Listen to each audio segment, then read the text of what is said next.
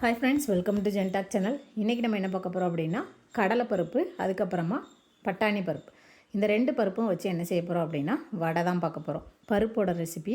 இதுக்கு வந்து பட்டாணி பருப்பு அப்படிங்கிறது கொஞ்சம் அதிகமாக எடுத்துக்கணும். கடலைப்பருப்பு வந்து 1லேருந்து 2 டேபிள் ஸ்பூன் போதும்.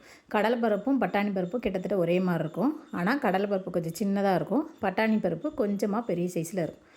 இப்போ இதை வந்து ஒரு மணி நேரத்துக்கு நல்லா ஊற வச்சுக்கோங்க.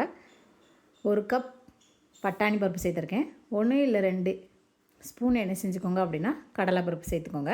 ரொம்ப வாயு இருக்கும் அப்படிங்கிறவங்க நீங்கள் கடலைப்பருப்பை அவாய்ட் பண்ணிக்கோங்க. பட்டாணி பருப்பு மட்டும் சேர்த்தாலே போதும். இப்போ இந்த பருப்பு 1 மணி நேரம் நல்லா ஊறிடுச்சு. தண்ணி எல்லாத்தையுமே வடிச்சிட்டு நம்ம என்ன செஞ்சுக்கலாம் அப்படின்னா, பட்டாணி பருப்பை எல்லாத்தையுமே நீங்கள் என்ன செஞ்சுக்கோங்க, ஒரு மிக்ஸி ஜாருக்கு மாற்றிக்கோங்க.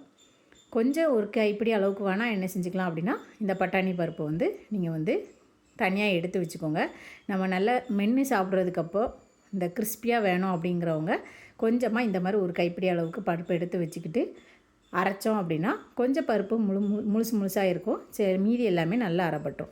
இப்போ இதுக்கு நான் சீரகம், பெருஞ்சீரகம், உப்பு, கருவேப்பிலை, மல்லி இலை, 1 ஸ்பூன் நீங்கள் வந்து பெருங்காயத்தூள் சேர்த்துக்கோங்க.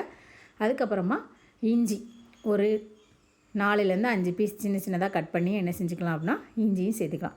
இப்போ நம்ம எடுத்து வச்சுருக்க சீரகம், பெருஞ்சீரகம், மல்லி இலை, கருவேப்பிலை, பெருங்காயத்தூள், உப்பு இது எல்லாத்தையும் போட்டு அந்த பருப்பு கூடவே நான் என்ன செய்ய போகிறேன் அப்படின்னா சேர்த்து அரைச்சிடுதேன்.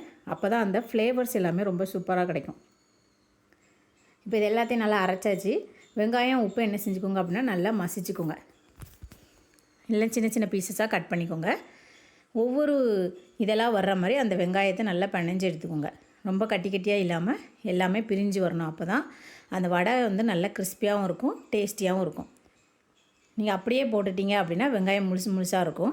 இந்த மாதிரி நல்லா கை வச்சு என்ன செஞ்சுக்கலாம் அப்படின்னா உடச்சி விட்டுக்கோங்க. வெங்காயம் எல்லாம் இப்போ தனித்தனியாக பிரிஞ்சிச்சு.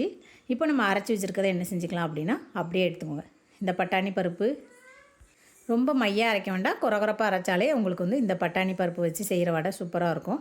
நான் வந்து மீடியமாக அரைச்சிருக்கேன். ரொம்பவும் மையாக இல்லாமல் ரொம்பவும் பருப்பாக இல்லாமல் மீடியமாக குறகுறப்பாக அரைச்சிருக்கேன். இப்போ இந்த வெங்காயம் கூட நீங்கள் என்ன செஞ்சுக்கோங்க அப்படின்னா மிக்ஸ் பண்ணிக்கோங்க. மிளகாய் காரத்துக்கு சேர்த்துக்கோங்க, அப்படின்னா வத்தல் சேர்த்துக்கோங்க. இந்த மாவு ஊற வைக்கணும்னு அவசியம் இல்லை. நம்ம வந்து பிணைஞ்ச உடனே போட்டாலே ரொம்ப சூப்பர் டேஸ்ட்டில் தான் இருக்கும். எண்ணெய் மட்டும் நல்லா என்ன செஞ்சோணும் அப்படின்னா காயணும். நல்லா எண்ணெய் காஞ்சதுக்கப்புறமா இந்த மாவை நல்லா பிணைஞ்சி விட்டுக்கோங்க. வெங்காயம் எல்லாம் நல்லா மிக்ஸ் ஆகணும். நான் 2 பெரிய வெங்காயம் எடுத்திருக்கேன். இதுக்கு மாவு எனக்கு வந்து ஒரு 10லேருந்து 20 வடைக்கு நமக்கு என்ன செய்யும் அப்படின்னா கிடைக்கும். 1 கப்புக்கு என்ன செஞ்சிடும் அப்படின்னா 10லேருந்து 15 வரை. ஏன்னா பருப்போடு வந்து நம்ம சின்ன சின்னதாக உருட்டி போட்டோம் அப்படின்னாலே நிறைய கிடைக்கும். பருப்பு எல்லாமே நல்லா கோட் ஆகிடுச்சு வெங்காயம் கூட. இப்போ இந்த மாதிரி சின்ன சின்ன பால்ஸாக நீங்கள் என்ன செஞ்சுக்கோங்க அப்படின்னா உருட்டி வச்சுக்கோங்க. இந்த மாதிரி உருட்டி வச்சுட்டோம் அப்படின்னா வடையை தட்டி போடுறதுக்கு ரொம்ப ஈஸியாக இருக்கும். உங்களுக்கு நல்ல பெரிய சைஸாக வேணும்னா பெரிய உருண்டையாக ஊட்டிக்கோங்க. சின்ன சைஸில் வடை வேணும் அப்படின்னா சின்னதாக ஊட்டிக்கோங்க.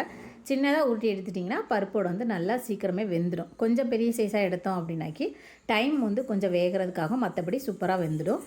வடை எல்லாத்தையும் நான் என்ன செஞ்சுட்டேன் அப்படின்னா இந்த மாதிரி உருட்டி ரெடி பண்ணி வச்சாச்சு.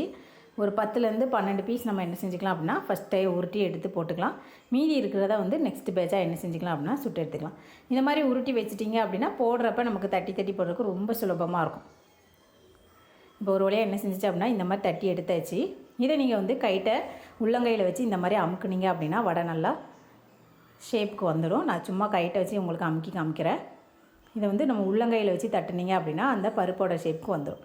இப்போ இதை என்ன செஞ்சுக்கலாம் அப்படின்னா எண்ணெயில் அப்படியே போட்டு பொரிச்சுக்கோங்க. உடஞ்சிடக்கூடாது, பிரிஞ்சு வந்துடக்கூடாது, அந்த மாதிரி இருக்கணும் வடை.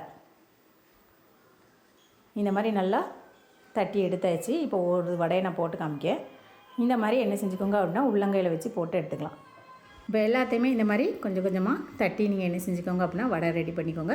ரொம்ப பெருசாக ஹார்டாக முத்துன்னு இல்லாமல் ஓரளவு நைஸாக இருந்தால் தான் வடை நல்லா வரும். இப்போ எல்லாம் நான் என்ன செஞ்சுட்டேன் அப்படின்னா ரெடி பண்ணியாச்சு. ஃபஸ்ட்டு போட்ட வடை வந்து நல்லா கலர் மாறிடும், மீதியெல்லாம் கொஞ்சம் டைம் ஆகும். இப்போ எல்லா வடையுமே என்ன செஞ்சுக்கலாம் அப்படின்னா ஒரு 10 நிமிஷம் அப்படியே நீங்கள் போட்டுருங்க.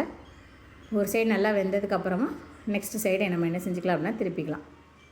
பருப்போடு வந்து சூப்பராக வரும். வெறும் கடலை பருப்பில் செய்கிறத விட இந்த மாதிரி பட்டாணி பருப்பு சேர்த்து செஞ்சோம் அப்படின்னா பருப்போட ரொம்ப டேஸ்ட்டாகவும் இருக்கும். நமக்கு வந்து எந்த கேஸ் பிரச்சனை அந்த மாதிரி எந்த விதமான பிரச்சனையுமே என்ன செய்யாது அப்படின்னா இந்த வடை சாப்பிட்றதுனால வராது. இப்போ பாருங்கள் பருப்போட நல்லா வெந்துடுச்சு. இந்த மாதிரி நல்ல கலர் மாறினதும் நம்ம என்ன செஞ்சுக்கலாம் அப்படின்னா எண்ணெயெல்லாம் வடிகட்டிட்டு நீங்கள் ஒரு பிளேட்டுக்கு மாற்றிக்கோங்க. நான் ஃபஸ்ட்டு ஒரு 6 வடை போட்டிருக்கேன், மீதியை நெக்ஸ்ட்டு போட்டுக்கலாம். இந்த வடை எப்படி வந்திருக்கு அப்படிங்கிறதையும் நான் உங்களுக்கு காமிக்கேன். ஒரு சூப்பரான ஈவினிங் ஸ்நாக்ஸாகவும் நம்ம என்ன செஞ்சுக்கலாம் அப்படின்னா ரெடி பண்ணிக்கலாம். இந்த வீடியோ பிடிச்சிருந்தால் லைக் பண்ணுங்கள், ஷேர் பண்ணுங்கள், மறக்காமல் சப்ஸ்கிரைப் பண்ணுங்கள். ரொம்ப சூப்பராக வந்துருந்துச்சு. உள்ளே எல்லாமே நல்லா சூப்பராக சாஃப்டாக வெந்திருந்துச்சு. தேங்க்யூ.